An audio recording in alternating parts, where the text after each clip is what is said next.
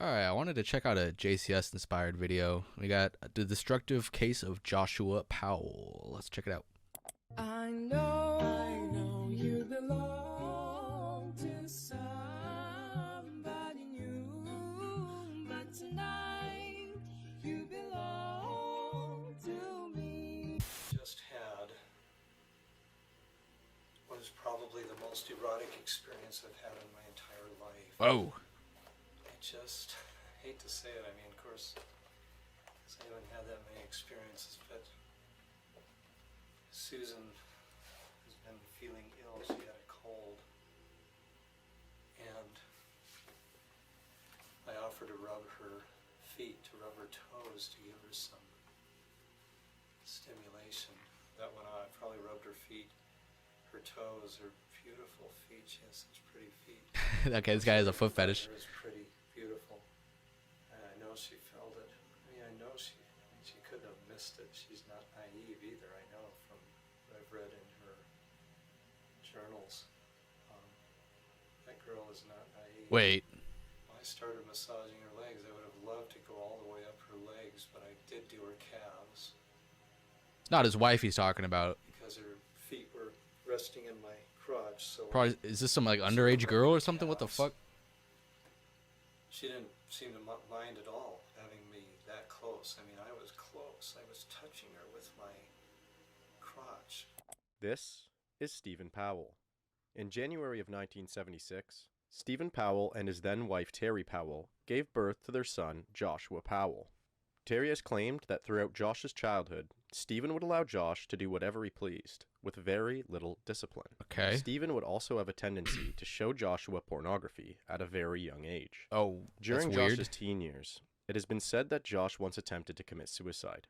He would make threats towards his siblings while holding knives, and on one occasion, he deliberately killed his sister's gerbil. When Josh graduated Jesus. from high school, he then moved to Whoa, Seattle. That's where I live. I like recognize that map instantly. Seattle and attended the University of Washington. Okay. Sometime during his stay in Seattle, between 1997 and 1999, Joshua met his first girlfriend, Catherine Everett. They dated for a short while before moving in together. Catherine has stated that during the initial months of living in the apartment with Josh was a kind and caring boyfriend, but that quickly changed when he began restricting her from speaking to family and friends.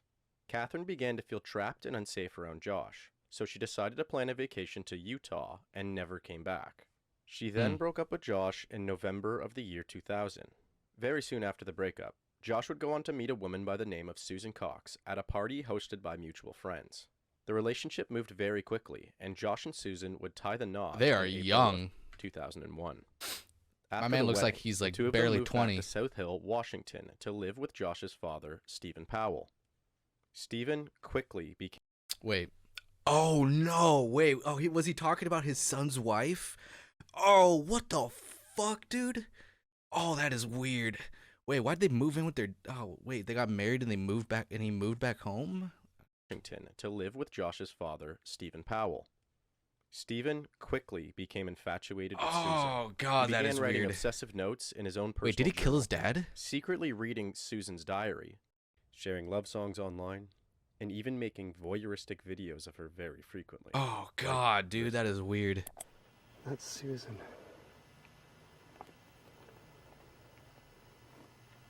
There's Josh. Standing with her, but I really want her. I wish she would look my way. She was so pretty today when she came over to the house. Oh God, dude, that is just weird, So man. much better. That is just weird, man. You could barely even see her. This guy's like getting horny to like a fucking.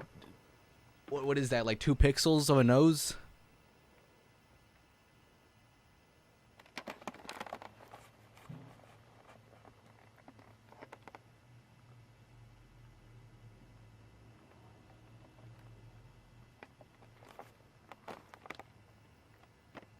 Oh God, dude. Oh, there she goes.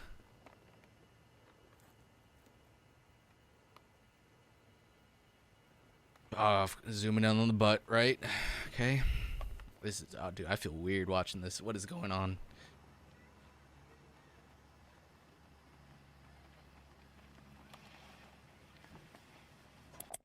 Stephen would also make video journals of himself speaking to the camera about his interactions and intense feelings about Susan. Eventually, Stephen's emotions grew too strong, and he confessed his love to Susan. Oh, no. Oh, God.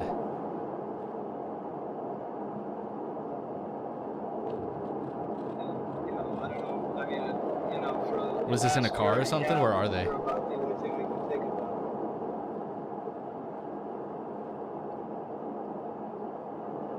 I don't know where it began. It probably began when you were living with me and you come into my office and, let me feel your legs smooth, relaxed, or whatever. And then it just went from one thing to another.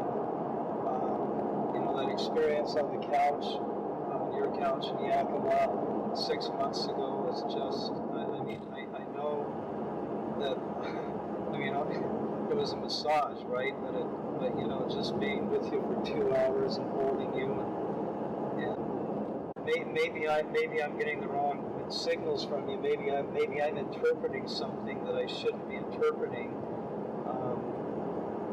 It just, for example, when we were sitting on the couch, it just felt like you were very,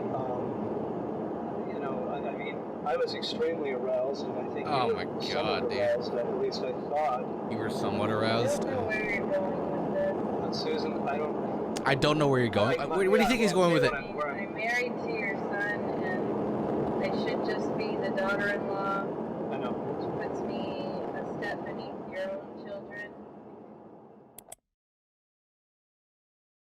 When Susan expressed to Josh her discomfort with the situation, they began to speak about moving into a place of their own.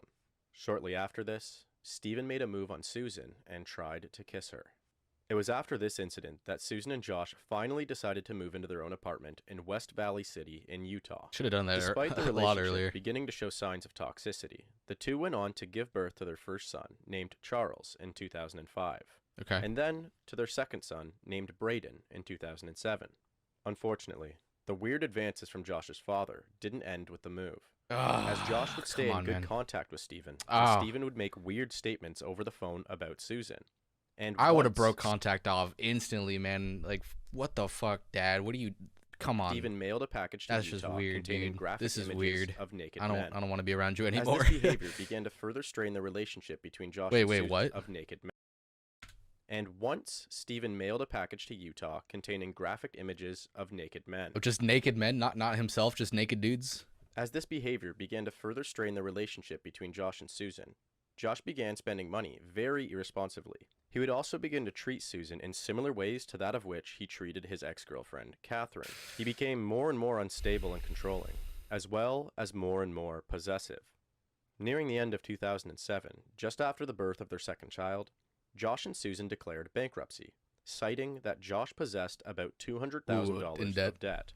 200K. This sequence of events led Susan to become more worried about her safety, and in July of 2008, Susan went on to record a video documenting some of the couple's personal belongings. Covering all my bases, making sure that if something happens to me or my family or all of us, that our assets are documented. Shortly after making this video, Damn, Susan poor also girl. wrote up a will.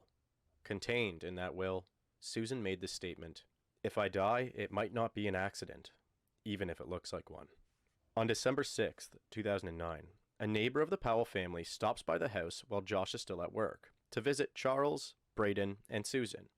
This neighbor leaves the house around 5 p.m. Oh boy. Another neighbor then witnessed Josh arrive home and park the family minivan inside the garage around 8 p.m. Later that night, roughly around 11:45 p.m., a neighbor can hear the alarm of the family minivan going off inside the garage. They noted that it appeared that all of the lights inside the house were off. 2 hours later, at about 2 in the morning of December 7th, the same neighbor that heard the car alarm earlier heard a man and woman screaming and yelling coming from the Powell residence. The man was yelling, "Get into the van," and the woman was yelling, "No, you're going to hurt me if I do." The van was then witnessed leaving the home with 4 occupants. Later that morning, Josh, Susan, Charles, and Braden were all reported missing to the police. When Josh and Susan did not attend work, the police decided to access the Powell residence. Upon entering the house, the police found 0 signs of struggle or foul play. However, the police did find Susan's purse with her wallet containing her identification. They also noticed a wet spot on the couch with 2 large fans pointing directly at it. Huh. Later that A same wet s- day, at about 5 p.m., Josh returns home with both Charles and Braden. Susan was nowhere in sight. Oh no. What'd Josh's you do, hands were Josh? fairly dirty and had several cuts. And when asked about Susan, Josh would state that he and the 2 boys left for a camping trip just after midnight the night before, and that Susan stayed home in bed. When the police searched the family minivan, they found tarps, blankets, a shovel, a container of gas, and a generator. They also found Susan's cell phone in the van, which seemed to have had the SIM card removed. When Josh was questioned about why he did not attend work that day or let his boss know that he would not be attending, he replied that he completely messed up the days and thought that it was Sunday when it was actually Monday. When he was questioned about why he was not answering his phone, he replied that his battery was very low, so he was doing his best to make sure the remaining battery would last, just in case something were to happen. He also stated that he did not have a charger with him for the vehicle. Due to the strange circumstances surrounding Susan's disappearance, the police continued their investigation into Josh Powell and the Powell household. Further investigation of the house provided a number of interesting finds. The police located the will that was written by Susan, as well as a note where Susan stated that she was concerned about her safety and afraid for her Oh god, what is that handwriting? Wait, which way am I supposed to read this shit? life. Is that okay, I actually can't They read also that. located documentation for a $1.5 million life insurance policy recently taken out on Susan. After testing the wet spot on the couch, they found trace amounts of Susan's blood combined with the blood of an unknown male. The Oh police also no. became quickly aware of Josh's suspicious activity that happened within the days surrounding Susan's disappearance. They found that Josh had withdrawn all of the money that Susan had put into retirement accounts. He had also pulled both of their sons from the daycare that they were enrolled in, and canceled any appointments that Susan had made with her doctor. The police also spoke with several of Josh's coworkers, one of which claimed that at a work party before the disappearance, Josh stated that the best place to hide a body would be inside an abandoned mine shaft. When the police further investigated the story that Josh had told about going camping, they returned to the location he spoke of, which is called Simpson Springs, located in western Utah. The police were unable to locate any evidence that Josh and the 2 sons had actually spent the night there. The police also went on to question the oldest of the 2 sons. When speaking with Charles, who was only 4 years old at the time, Charles confirmed that they did go camping. However, he also stated that both Charles and his brother, as well as both Josh and Susan, were together on the camping trip. However, Mommy did not come home. So your mom stayed at the park. Where did she stay at the park? Do you know where? She stayed at the National Park. Do you know where at the park? No? My mom stayed where a crystal are. One of Charles's teachers later went on to claim that Charles would make statements in class that his mother, Susan, was dead. What? Charles also drew a picture of a van with 3 occupants and said to the daycare workers that Mommy was in the trunk. On the same day as Charles Jesus was interviewed, Christ, on December man. 8th, 2009, Josh was also interviewed. When confronted with the information that his son provided, Josh further denied that Susan came camping and kept his mouth completely closed. I just spoke with some of our other detectives, and you're gonna have to wait here with us. You're not gonna go anywhere. One of our detectives just interviewed your children, and your children are telling our detectives that Mom went with you guys last night, and that she didn't come back. She did not go with us. Okay, well, with that, just getting that information, you're not gonna go anywhere. I'm not gonna let you leave. I'm gonna detain you. You sit right here. If you want a lawyer and you wanna talk, or you wanna change your mind and talk, or take a CBSA test, then we can do those things, but Now with that in mind, They know that she didn't go with us. well, here's the thing, kids are very honest. That's one thing I've learned in the years of doing this job. That when kids talk to us, we'll listen because they're honest. And they never lie, they don't make things up. So if they're saying they were with you, they were with you. Okay? Kids are So brutally she's honest. So I have to believe the kids. So now it's gonna be up to you if you wanna help us find her and help us get to the bottom of what really happened here. That's what we're here for, okay? We're gonna find out either way, with your help or without your help. I honestly don't need your help. I feel confident enough in my investigation and his investigation and everybody else involved. We have great detectives in this department that will find out what happened. We'll get to the bottom of this with your help or without your help. So I want to give you the opportunity to help us and tell us what really happened. Because you're the only one that knows. Nothing that happened. She was not with us. And if my kids said that... So your kids lie then? Do your kids lie? Sometimes they do. I mean, if they said But that why she was would they with lie, us, though? they know that's not true.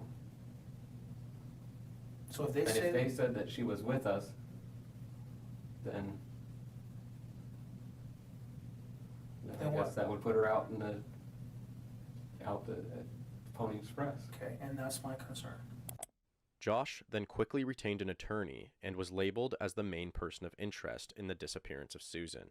Just under a month later, in January of 2000, What a dumbass, dude. Josh Holy and his fuck. two sons moved back into his father's home in Washington. Around this time, Josh, Stephen, and the family of Susan were beginning to have public confrontations. And I guess we're here, You're right? not believable. Yeah, right, sir. Right, I'm not. You are, though. Anyway, is there any other question that I can answer for anybody? I'm totally open to anything. I mean, we've got a lot of information about the Cox family and about Susan, a lot of it from her journals, a lot of it from Josh's, he lived with Susan for 8 years before she left. He knows a lot that is not in the journals, but the journals confirm what he knows that Susan told him about her family, about her growing up years. We were going to bring this up with the media. He brought it up with the media. But you okay? came here. I did come here. Yes, I did. Because I wanted to see what was going on, and I wanted to And I have see if one Chuck question was for here. you. How is you coming here helping to find Susan? It isn't helping to find Susan. How is your standing at our neighborhood market helping to find Susan, Chuck? People see the signs, her Bullshit. pictures out in the media. Right. It's been That all doesn't- over the media. Yeah. If somebody has seen her, then they can report to the police. And you're only going to do this. Which other stores are you doing this at, Chuck? We're doing it in West Valley City. As the tensions and suspicions continued to grow, more bizarre events began to unfold. At one point, a website was created that suggested that Susan had met a journalist who had also disappeared around the same time that she went missing. It went Really? on to insinuate that Susan's mental health was severely declining and that she had likely ran off with this new man to Brazil. It is believed that this website was started by Josh and Stephen Powell. After the police were able to obtain a warrant to search Josh's new home, which he and his sons lived in with Stephen, the police discovered about 4.5 thousand photos and What the videos of fuck? Susan as well as other women and neighbors that belonged to Stephen. So what a fucking large creep portion of this these dad photos is. and videos Holy shit. appeared to have been recorded without Susan or the others' knowledge. When Stephen Washing face, brushing teeth, Susan on stool, pantyhose, Seattle shots, plane over, black top. What a dude, Jesus Christ, man. Did he ever? I mean, I'm hoping he didn't go any further with this besides like just creepily recording them. God, what a appeared fucking to have been weirdo. recorded without Susan or the others' knowledge. When Stephen was questioned about these photos and videos, he claimed that he and Susan had fallen in love behind Josh's back. On September 12, Yeah, sure, dude. 2011, Stephen Cope. Powell was arrested and charged with voyeurism, as well as child pornography, as many of the photos and videos that were secretly Wait, is recorded... voyeurism actually illegal? I know it's like, obviously it's morally wrong, but is there actual like, is it actually like against the appeared law? to be that of children. Let's go back to our lead story Well, tonight. okay, like recording it into somebody's house, I'm pretty sure, yeah, that's illegal, right? But if you're out in public, The I don't father-in-law know. of Susan Cox Powell, the Utah mom who disappeared in 2009, was arrested today on child porn charges in Washington state. A prosecutor involved in the case against Stephen had strong beliefs that though Josh did not commit the same crimes as Stephen, that Josh was likely well aware of many of the crimes that took place and possibly involved in similar crimes of his own. Because of this, Josh would lose custody of his children temporarily. Josh then moved out of his father's home and into a place of his own. On February 5th, 2012, a social worker was scheduled to bring Charles and Braden to see their father for a supervised visit. When the social worker arrived at the home, Josh answered the door and quickly told the kids to hurry inside and that he had a surprise for them. He then slammed the door before the social worker could enter and locked it.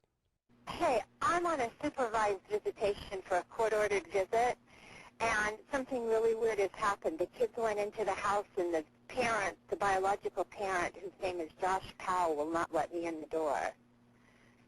Within moments, the house exploded, killing Josh and both children, Charles and Braden. Good afternoon, everyone. I'm John DeCepolo. We are interrupting your programming for some breaking news out of Pierce County this afternoon. We have just confirmed. Fuck, dude. Oh my god, man. Why? Oh my god, dude. There has been a fatal explosion at the home of Josh Powell. Air 4 is over the scene right now. Take a look at some of these pictures. This home is completely devastated and decimated. The inferno erupted just after 12 noon. Police say Josh Powell used something, maybe gasoline, to set off the fire. Investigators tell us the children had just arrived with a social worker to visit their dad when he pulled his two young sons into the home, locked the door, and set the fire moments later. After containing the house fire What a and fucking observing the piece bodies, of shit, the children were dude. both found with cut marks on their heads and on their necks, and a hatchet was found next to Josh. However, the coroner would specify that the cause of death for both boys was carbon monoxide poisoning. At one point during the initial days of Susan's disappearance, Josh's brother Michael had become under suspicion for the random disposal of a Ford Taurus vehicle at a wrecking yard in Oregon. When Michael was questioned by police, he would not and did not provide any direct answers regarding why he had done this. When the police located the vehicle, they could not find any direct connection to Susan's disappearance. However, almost exactly 1 year after the explosion, on February 11th, 2013, Michael Powell committed suicide by jumping off of a 7-story parking garage. Out of guilt? After serving his time for the voyeurism and child pornography charges, Stephen Powell was released from prison on July 11th, 2017. Just over 1 year later, on July 23rd, 2018, Stephen Powell died of a heart attack at the age of 68. Fucking rest Good in morning, piss, and dude. Steve Powell, of course, is the father of Josh Powell and the father-in-law of Susan Cox Powell, the West Valley woman who disappeared from her home without a trace back in December of 2009. There was a tweet issued late last night from the Pierce County Sheriff's Office confirming Stephen's death and saying that he died of an apparent heart attack. Now, this is a situation, an ongoing saga that many Utahns are familiar with. Now, after they were married and before moving to Utah, Susan and Josh lived with Steve in his Puyallup, Washington home. Later, when detectives were searching for evidence relating to her disappearance, they found journal entries where Stephen Powell poured out deep feelings for his daughter-in-law, Susan. And during that same investigation, they also found clues that Mr. Powell had been very active in voyeuristic acts in his own neighborhood, some involving very young children. And at one point, he was actually brought up on charges and sentenced to prison. Now, this is a situation where the ultimate goal in all of this was to try and find Susan Cox Powell. Well, that never happened. Later on, Stephen Powell's grandson, They never did Charlie find and her Braden, body. were murdered in 2012 during a supervised visit with their father, Josh, in Washington. Josh also died in that fire and explosion. Neither Josh nor Stephen ever revealed anything regarding the whereabouts of Susan Cox Powell. She remains missing, and the investigation into her disappearance remains unsolved. The body of Susan Cox Powell has Never been discovered. Wow. Jesus. Oh, update. Nope. Findings from a mine in the West Desert of Utah have been sent to a lab in Salt Lake City to determine whether anything found there is evidence of where Susan Cox Powell's body was left by her now dead husband, Josh Powell. Yeah, those findings include bones, a pair of pants that could potentially be women's pants, as well as other clothing scraps and trash. While it's all potentially evidence of this unsolved case, Susan's family and friends are just now waiting for an answer. Along with Susan's father, Chuck Cox, and other friends and family, they've seen the findings from an operation led by Dave Sparks in the West Desert. The likelihood is pretty low that we're going to find something.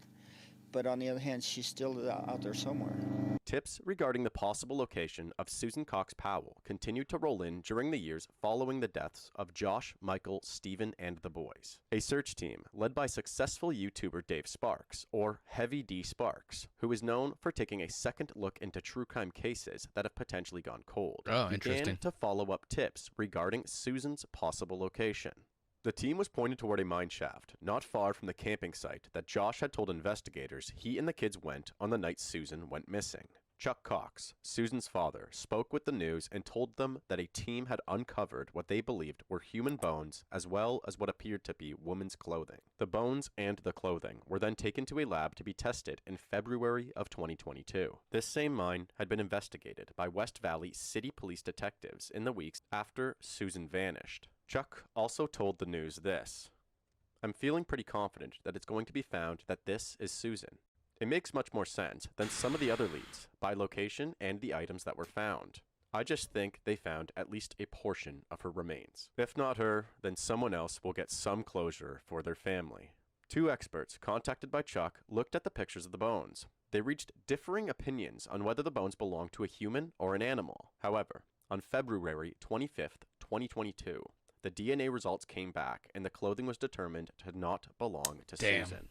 The bones were said to be non-human. The search for Susan Cox Powell continues to this day, and one thing that can shine a light on this destructive and disturbing case is the amount of people that are continuing to invest their time, energy, and money into a case that is now nearly 11 years cold. And with these continued efforts, they provide the family, friends, and any of those who care for Susan the hope that one day she will finally be found, and they can finally receive the closure that they need to put this traumatizing event behind them.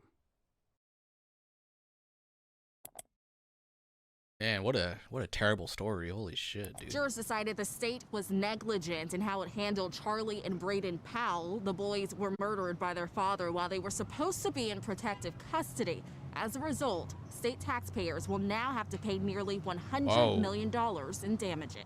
Susan Powell's parents sued the state and will now receive $98 million in damages. That's a lot. Charles Holy shit. Cox, the boy's grandfather, says he doesn't believe it's entirely over and doesn't expect to see the money, but any money he does see will be used to help other people dealing with custody issues. He doesn't expect Ann to see the Brimner, money. the attorney for the Cox family, says we face so many legal obstacles to get the trial and then the extraordinary circumstances of trying the case in the midst of a pandemic. We are so gratified by the jury's verdict and their commitment to justice.